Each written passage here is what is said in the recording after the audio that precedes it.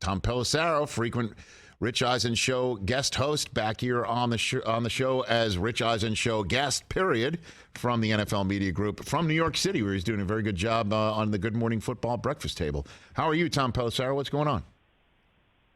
Doing fantastic, Rich. What's up to the boys in the studio? Oh, hey! Tommy B! What's up, baby? It's my guy. No, were you expecting him to do that, or it was 50-50, Yeah. to be honest. why? He's a good man. Again, all business when he comes on. All business. I had a problem with Tom earlier. You weren't here last time. What? He never speaks to us. He keeps it very professional. So we told him He's the on time the phone. before he called, show us some love. And then last time he did, and now we weren't sure if he was going to continue. yeah. Tom, So well done. Well done. It's our Tom. guy. Well done. Thank you, Tom. Uh-oh. I know the important people to keep happy there. I thought he hung up. I thought you hung up on us. Oh, my God. Tom's like, this was a That's mistake. it. Yeah, why did All right, Bryce Young's throwing right now. Bryce Young's throwing right now. Just in case you're wondering, he looks good doing it, Tom. He looks good doing it. So I'm giving you information. What do you got for me on the latest here with all these pro days? What do you got for me? It's one of the interesting trends here, and I didn't really realize this, Rich, was guys are doing shorter pro day throwing sessions this year. It used to be, it'd be 60 to 70 throws, and it would be these lengthy events. Bryce Young, I talked to his quarterbacks coach who's running it, Taylor Kelly, yesterday, and he said their script is like 45 to 50 throws. So it's going to start out, or did already start out with him just kind of doing some on the run type of stuff. They want to see him do some under center plant stuff, which he didn't do a lot in Alabama's offense.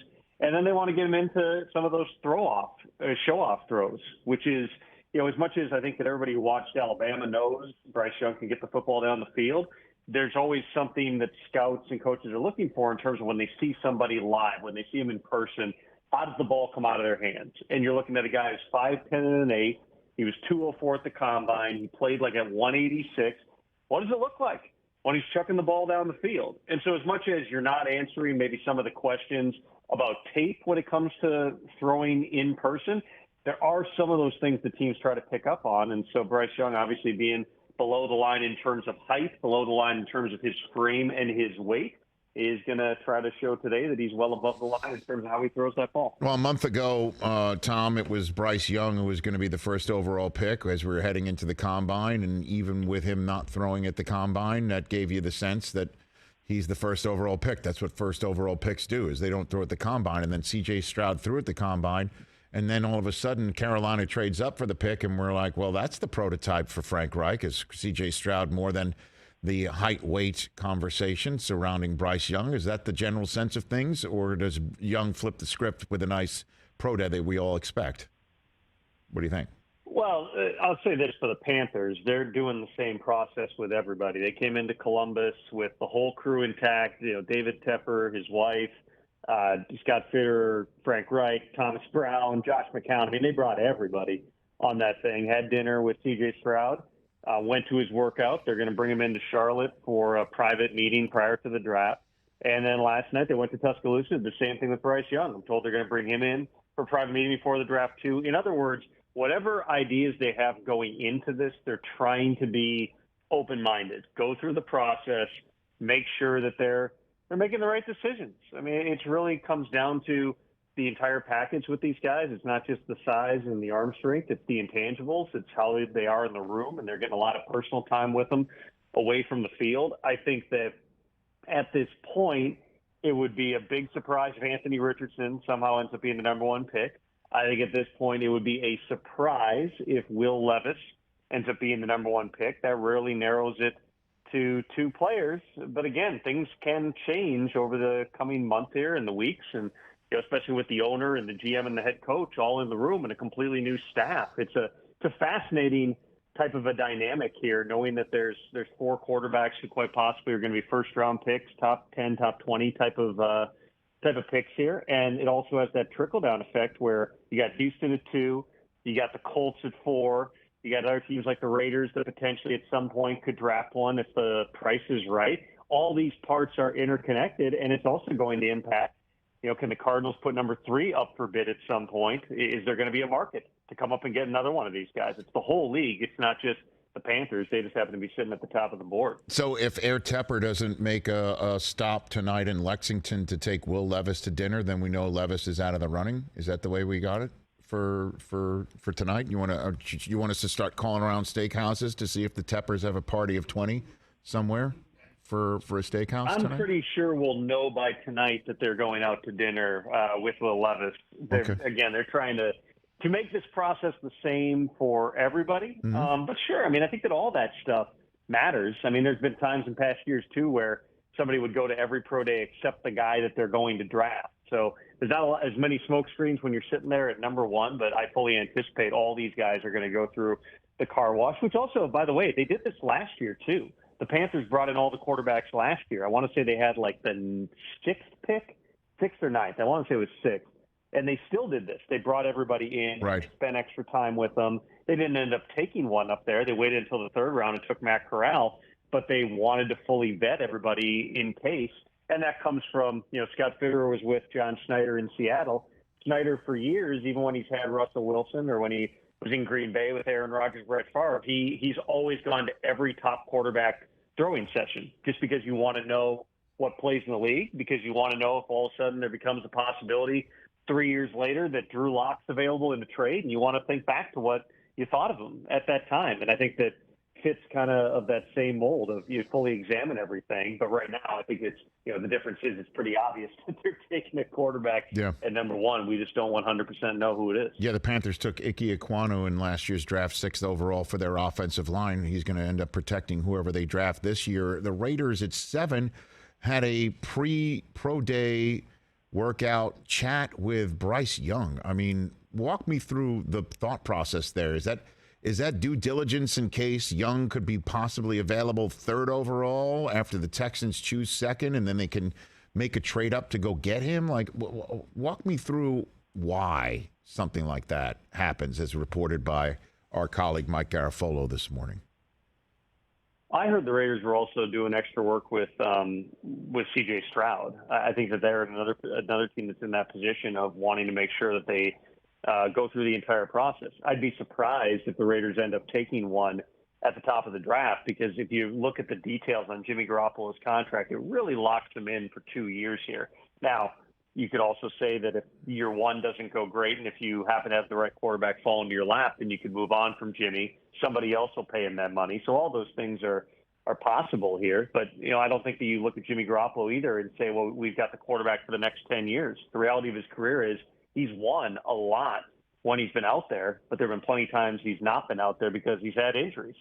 So to, continue to look to add to the room, again, I don't know if they're going to take one at number 7 and all these guys might be gone by 7. And I also think that there's also some gamesmanship that plays along the way too, where you want people thinking maybe you're a threat to take a quarterback, even if you're not taking one, just to try to make sure, let's say the Raiders don't want a quarterback here. The best case scenario for you is 4 of them go off the board and the 6 picks ahead of you, and one of those premier non-QBs drops into your lap. Tom Pelissero joining me here on the Rich Eisen Show from New York, where he's been expertly sitting at the breakfast table on Good Morning Football all week long. Yesterday in New York, or the New York, New Jersey area, Jets made news by signing Mecole Hardman and then flipping Elijah Moore, their second-round choice from 2 drafts ago, who last year had some gear grinding, I think, with the Jets. He is now a Cleveland Brown, and it cost the Browns a second-round choice. The Jets also flipped a 3rd to them. The reason why I bring all this up in such long-winded fashion is that the Jets are clearly making moves right here with a second-round pick that's now in their arsenal to go along with the other one that they have in succession. It looks like they're putting some capital together to give to Green Bay at some point to end all this that we know is going to happen. Where do things stand right now between Jets and Packers and Aaron Rodgers? What do you got for me, Tom? I think that at minimum, Rich, adding that extra second-round pick gives you more options. There's more different types of packages, which is something Joe Douglas historically has done in trade talks, which is say, hey, here's 2 or 3 different options. I'll do one of these. Which one do you want to work off of? The Packers-Jets conversations go back weeks now, prior to permission being granted for Rodgers to talk to the Jets. There was the those initial conversations, the Packers would have liked to get the trade compensation locked in before granting permission, but the sides were not quite on the same page in terms of what that looked like. The clock was ticking, and Aaron Rodgers had not declared his intentions at that point to anyone, saying that he wanted to play for the Packers, the Jets, or not play at all. So what the Packers ultimately had to do was kind of make the decision, okay, we need to get Aaron to decide something here. We can't delay these conversations, so let's let the Jets have that talk, figure it out, and then if Aaron decides he wants to move on, then we'll work out the compensation after. They're not far, Rich, from my understanding, but they're not close either. In other words, it's not as if the Packers are saying we want 2 first-round picks and the Jets are saying we'll give you a 4th. It's not like that. They're substantially closer than that. The Packers are not trying to get 2 1s. The Jets, I certainly do not believe, intend to give up this year's number 1, which is the 13th overall pick. And so then you're into different combinations of either conditional picks or second-round picks. And, at some point they've got to figure out, can they actually work this thing out? Usually, there's pressure points that force action in a lot of these cases. I do anticipate that with Brian Gutekunst and Joe Douglas both at the NFL meetings to begin this weekend in Phoenix, they'll probably sit down face-to-face and have this conversation. But if, nothing can get done now, which, let's face it, there's not like a lot of urgency necessarily to get it done right now, then your next pressure point is really prior to the NFL draft.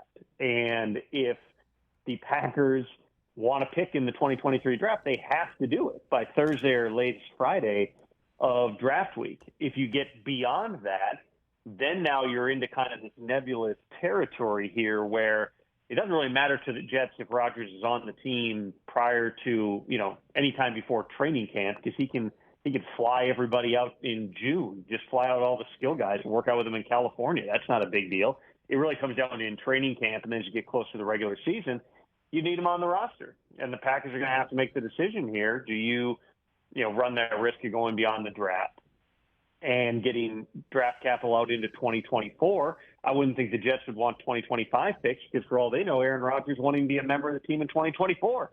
So you've got all these different types of moving parts. There's different options you can do in terms of putting conditions on the picks where if you have a certain level of personal or team success, it could be a higher pick. There's probably a path forward in that regard. But I certainly also understand if the Packers are sitting there and saying, this is Aaron Rodgers, a 4-time NFL MVP, a guy who 1 year ago we paid on a contract that we thought made him a Packer for life. We didn't intend to be in this position. We're not letting go of this guy unless we're assured that we have a first-round pick. That's the kind of stuff that you've got to be able to work through here. And a lot of times, Rich, the best trades are the ones where nobody's really happy. This is probably going to be one of those situations where everybody's going to have to give something in order to make this thing work prior to late April. I don't know, a little surprised that how is this not hammered out before they even get on a plane to go see Aaron Rodgers? I mean, look, I understand what is said publicly, but Rodgers came out of his retreat knowing he was returning. He went through his workouts and knowing he was returning. He made his intentions known. He wanted to play for the Jets. The Jets had already, flown out to see him before even getting on the plane. How is this not hammered out? Right? I mean, where it's just like, if we're going to do this, this is the only way that we're going to do it. And we know, he doesn't want to come back to play for you anymore. You don't want him. We could use him. Before we get on a plane, before we even go down this road, this is what we're willing to do. I'm kind of surprised that wasn't hashed out. Now it's a whole long, drawn-out process where we're wondering who's got leverage, Tom. Well, and like I said, Rich, they did have those conversations. The Packers ideally would have liked the compensation to be locked in prior to the deal being done. I'm sure the Jets would have too, but they weren't there. And now all of a sudden it's the first week of March. And if you say, no, you can't talk to them until we work out the trade, and at that time you're kind of in a standoff of sorts, then what do? You don't let them talk to Aaron for weeks. Then Aaron says, okay, fine. If I have to make a decision now, I'm retiring. And then 3 weeks from now, it's like Brett Favre, and now he wants to come back, and it's an entirely different type of a mess. I don't know if there was a really clean solution here. Mm-hmm. Again, I would just emphasize they're not on completely different pages. It's not as if you've got totally disparate offers. You're trying to hammer down what does this actually look like? What is the final compensation? And so the Jets getting that extra second-round pick yesterday, maybe that does give them, a little bit more flexibility in terms of what they're willing to do. Maybe there's a package here that makes sense that was not possible previously. But, again, I don't believe, just my opinion, I don't believe that the Packers want to walk away from this without a hard first-round pick. If they don't get that at some point, do you just take the best offer before the draft to make sure you get picks now? Or do you kind of go into crazy town after the draft where then it's, very much, hey, we're going to hold on to the guy and we're going to mess up your season if we don't get the type of compensation that we want to. And then there's not really a clear end date other than before the start of the regular season when they have to pull the trigger on that option bonus. Tom Pelissero, a couple minutes left with my colleague from the NFL Media Group here on the Rich Eisen Show. Has Lamar gotten any offer sheets? Anyone coming? I know that's two questions, but what's the latest there? It is a challenging situation to read at present, Rich, because of all the various tentacles of this that we've discussed on this show and on NFL Network in terms of the, 2 first-round picks and over 20% of your salary cap, $50 million a year, a fully or nearly fully guaranteed contract for a guy whose greatest skill is probably a depreciating asset. It's a lot to ask. I do know that teams have, explored it in terms of having those conversations at minimum internally. You've also got, the dynamic of some of the teams that you potentially would have in the mix might have very high draft picks. In other words, if you're the Colts, which has been, written some about, even though it does not seem like that's advanced very far, Colts right now have the number 4 pick. If one of the 2 first-rounders you're giving up is number 4, that is way, way different than giving up, let's say, number 20 and number 25 over a couple of years.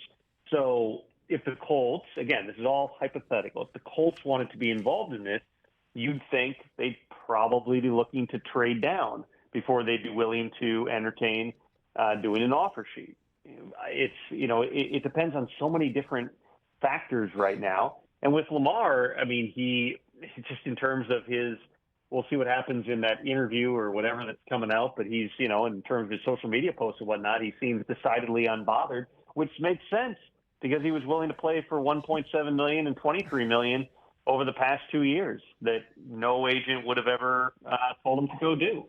So, you're going to have, on one hand, yes, you would think that if you want the player, you're going to want to put the wheels in motion sooner than later and make the Ravens make a decision because they'll have 5 days on the calendar to match any offer sheet.